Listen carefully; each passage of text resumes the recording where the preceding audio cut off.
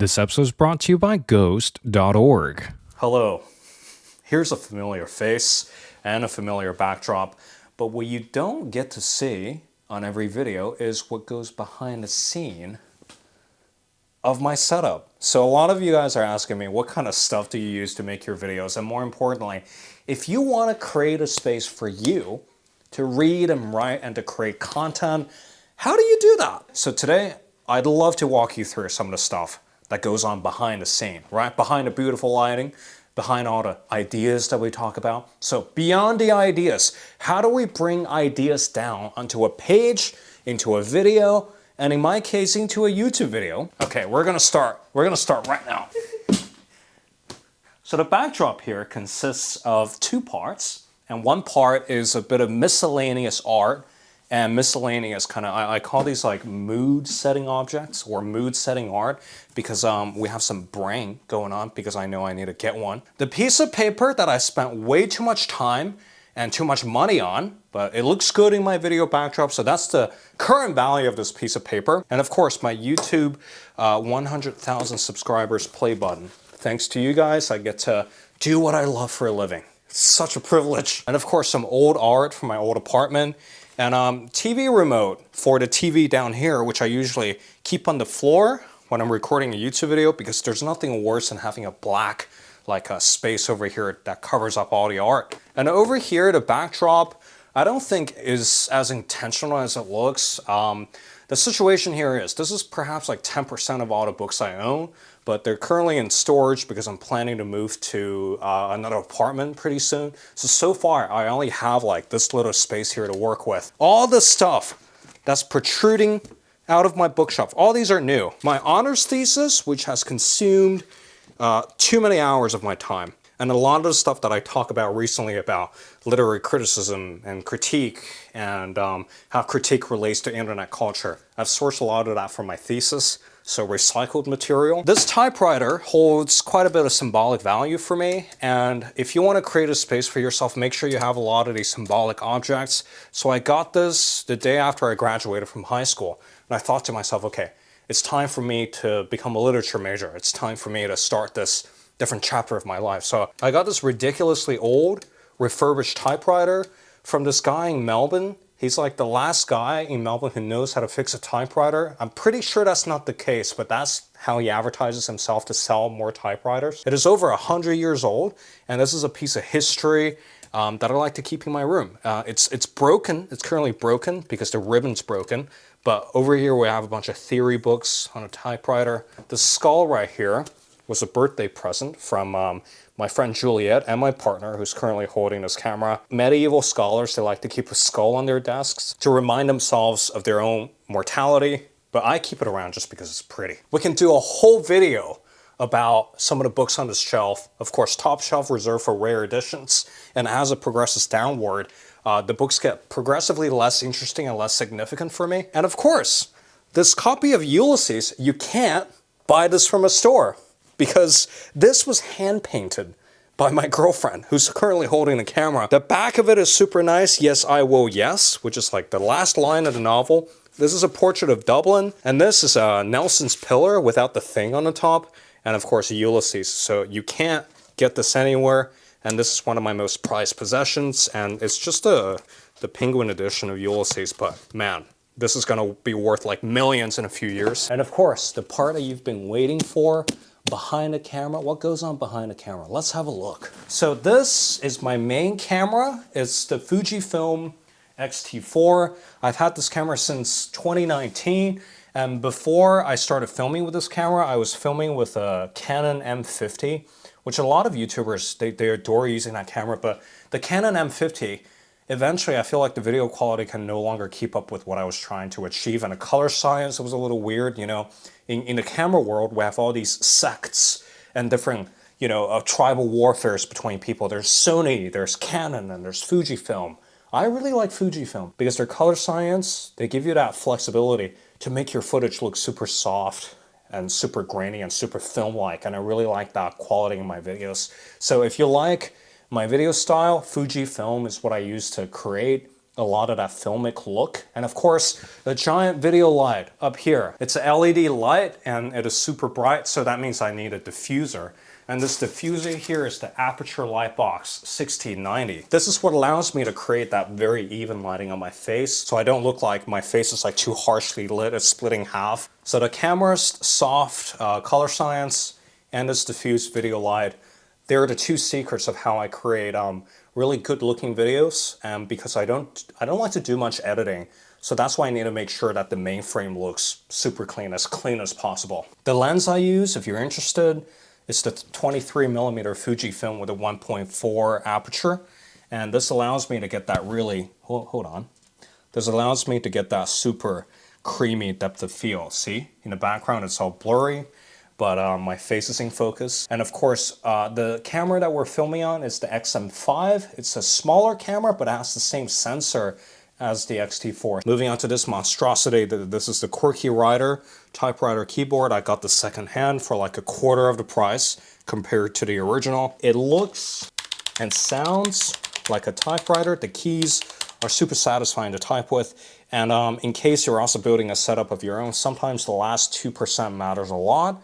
And sometimes I like to create my space so that it inspires me every single day to work and inspires me to, you know, take notes down. If I have an idea, the first place where that goes is in my Remarkable tablet. And Remarkable tablet here is basically a tablet that simulates the feel of paper. It sounds like paper and it feels like paper, and it allows me to store and sync all of my notes onto my main computer, which is the iMac. I think it's 2024 or 2025. This is the big screen, command center. I do everything on here, video editing, thumbnail editing, designing websites. This thing can handle it all. It's just a beast to work with. Water bottle for hydration. And of course, it's got my name engraved on it. It's super neat. And then over here, this arm right here brings us to the audio portion. And of course, I record with the Shure MV7. A lot of YouTubers, they like to use the big one, the SM7B, I think. But that thing requires so much technical setup. You need like an audio mixer. You can't just plug it into your computer. It's not like a plug and play kind of microphone, but this one is. So I like to plug this in, and I like to keep it as close to my mouth as possible. And of course, as I'm recording, I wear these earbuds. These are the Shure, I don't remember the model, but these are transparent earbuds that allows me to monitor audio in ear without these headphones showing up on camera, because there's nothing worse than wearing giant headphones when you're recording a video. This mug here has some of my daily drivers, a lot of pens. So this is the Pilot Disappearing Vanishing Nib fountain pen. Looks like a ballpoint pen, but if you click it, it actually clicks out into a fountain pen. So I've had this for like 5 or 6 years. Beautiful craftsmanship, never failed me. These two are like collector's items. I don't really use them on a daily basis, but I got these as gifts because they are ridiculously overpriced, in my opinion. And most of my writing I do it just with a Pilot Disappearing Nib. Of course, a pencil for me to highlight books as I'm reading them. I don't remember the model, but this is a super beautiful pencil. And of course the desk itself, this desk, the color is nice, it's nice and big, but also to remedy my back pain and all that kind of stuff, it turns into a standing desk if you hold down this button long enough. So every morning when I sit down to write,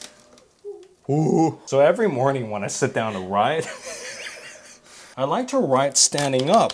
On the one hand, it's better for your back, so you don't have to pay your chiropractor any more money. But on the other hand, I look and feel like Hemingway when I'm just like sitting down here punching words into the keyboard. All roads lead to Rome.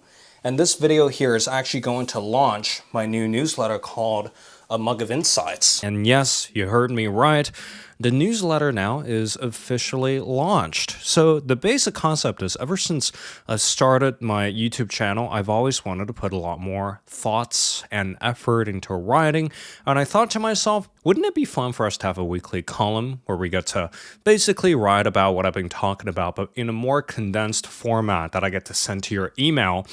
And this is where the idea for a Mug of Insights came from. So I've been writing a Mug of Insights for the last 2 years, and I've always wanted to find a more permanent solution to host it on a beautiful website and to integrate different segments like a Q&A segment. And later on, I even want to expand this newsletter to have guest posts from other YouTubers who are better at certain aspects of reading and writing than I am. In short, this is a dream come true for me, and for the past couple of weeks, I've been working very hard on this launch. I've been coding websites, even going on a photo shoot to get some authors' photos sorted. And now the stars have aligned, and I'm so happy to launch this newsletter because the ultimate vision is to deliver these insights, but in a more distraction-free environment where you're able to get this post every Saturday morning that you can read over your morning coffee in 10 minutes, and you can go on to live a better life with certain pointers that you can implement throughout the week. And of course, for the mega fans, we have a paid tier that's actually going to give you a few journal prompts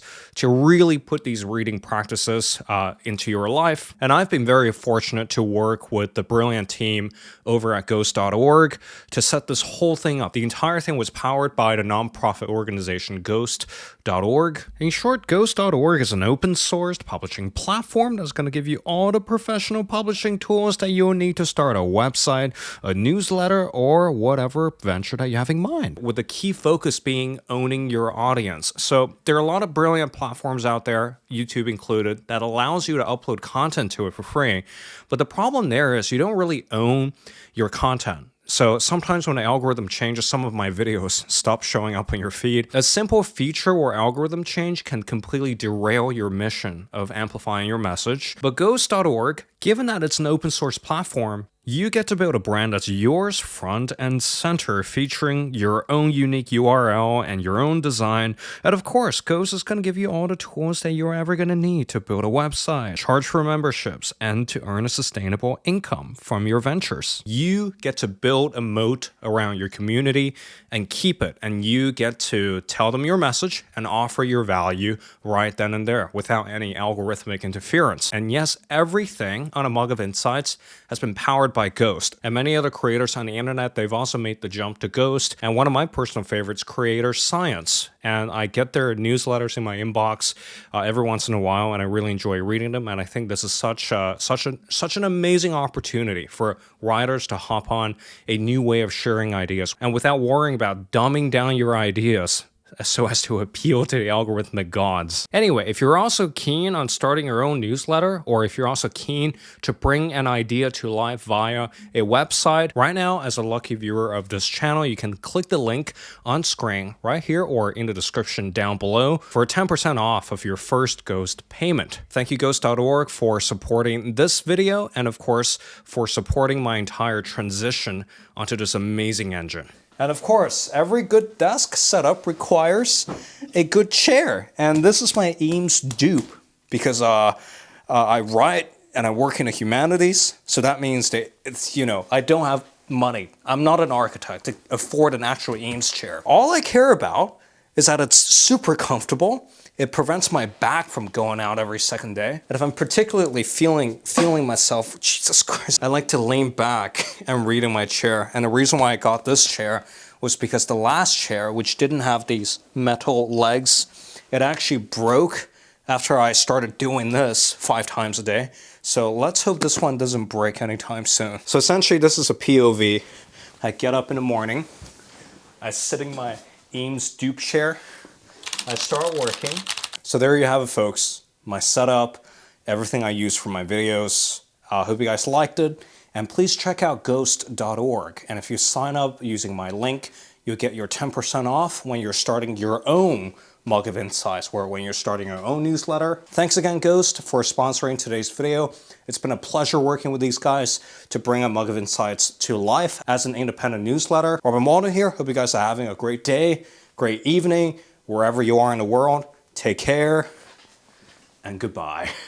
He's gonna go sleep fully clothed on his bed.